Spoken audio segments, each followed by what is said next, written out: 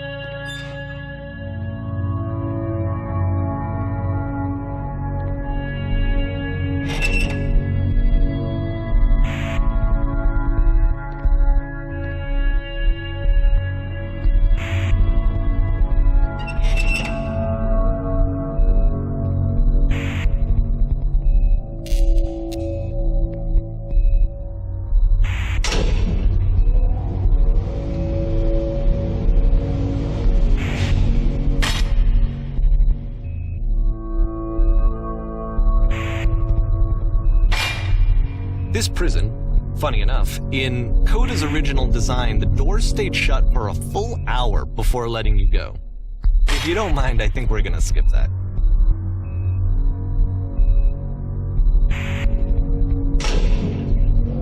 This is something that he and I used to argue about a lot. You know, whether a game ought to actually be playable, whether it means anything if no one can get through it. And I would always defend that, you know, all this work goes into the game, why not make it playable and accessible? And so we just got into heated arguments over it, and there was one time that after one of these conversations, he went home, and a day or two later, he sent me a zip file entitled Playable Games that was full of hundreds of individual games, each of which was just an empty box that you walked around in and nothing else. Believe me, I played every single one of those just to find out if there was like a gag hidden somewhere. There wasn't.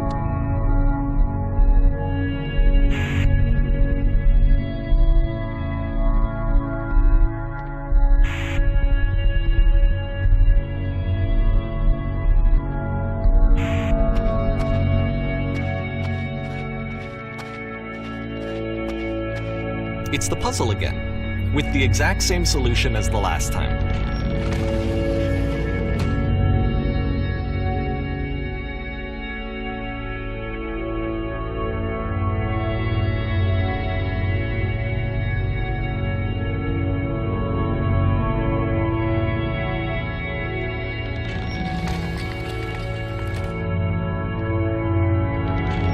There's still no clear indication of what makes this puzzle so special that Coda is going to return to it over and over. But I promise I'll share with you my interpretation very shortly.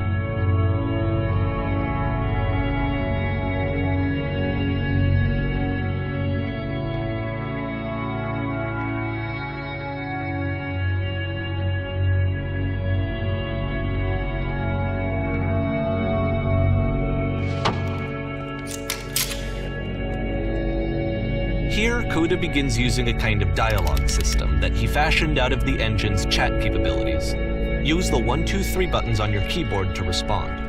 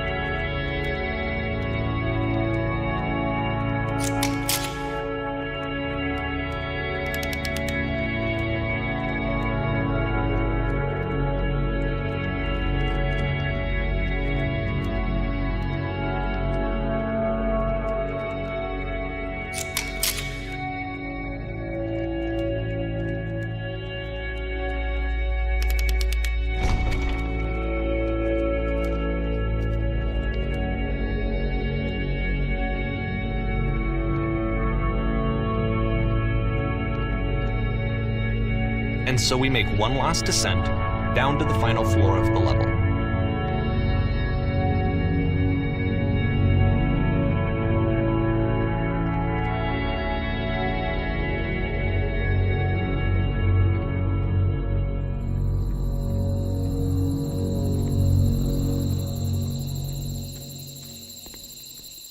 It's a lamppost. Okay, I can't tell you quite why, but for some reason, Coda fixates on this lamppost. It's going to appear at the end of every single one of his games from here on out. I'll tell you what I think. I think that up to this point, he's been making really strange and abstract games with no clear purpose, and maybe you can only float around in that headspace for so long. Because now he wants something to hold on to. He wants a reference point. He wants the work to be leading to something. He wants a destination. Which is what this lamppost is. It's a destination. We're going to see it in the work as well. His games are just going to become a lot more cohesive, a lot more fully developed, with more of a clear idea behind them. And as we go, that idea will get clearer and clearer and clearer.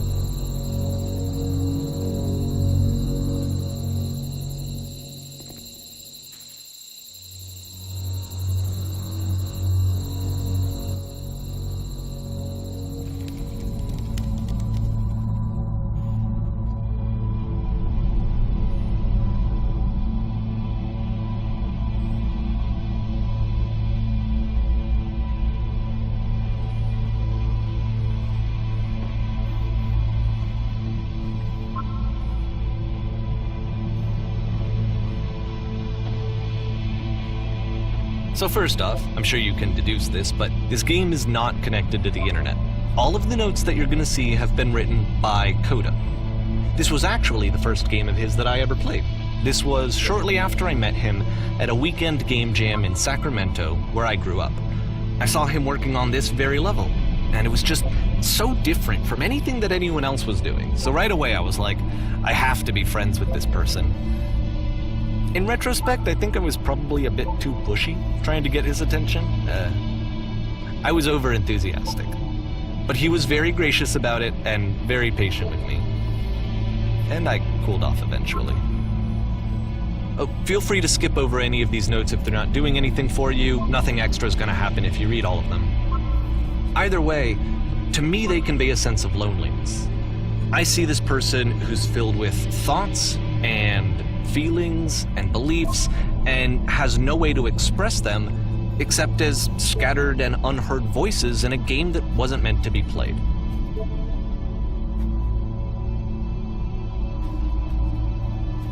But it's ironic, isn't it, that in playing this game and seeing how alone Coda often felt, that we get to know him better and actually kind of connect with him.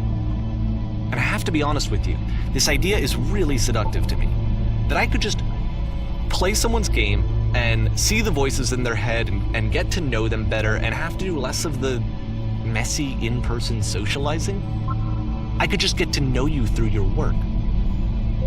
I think this is why I always liked Coda's games so much, is because it felt like they let me have that connection. I felt as though he was inviting me personally into his world. And then I feel less lonely too.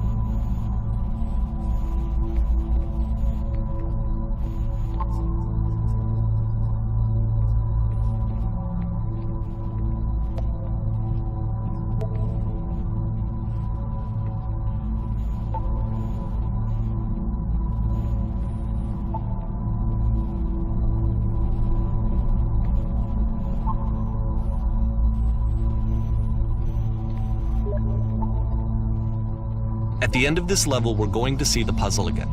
And here, I'll tell you what I think the puzzle means. Each of these games represents an idea that was on Coda's mind at the time that he was making it. And the puzzle is a way of closing the door on a previous chapter of his life before moving on to the next one.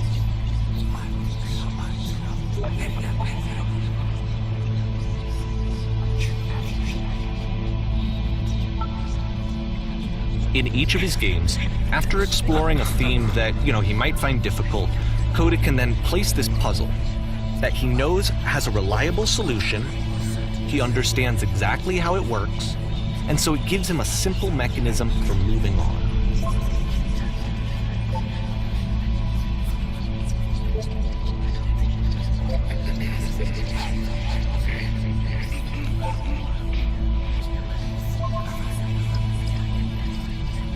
And because there's this dark area between the doors, a space between spaces, before you move on, you get to pause. Just for a moment, a few seconds to reflect on and let go of the events that led you here. To step back and connect the pieces together. To grasp at that elusive bigger picture.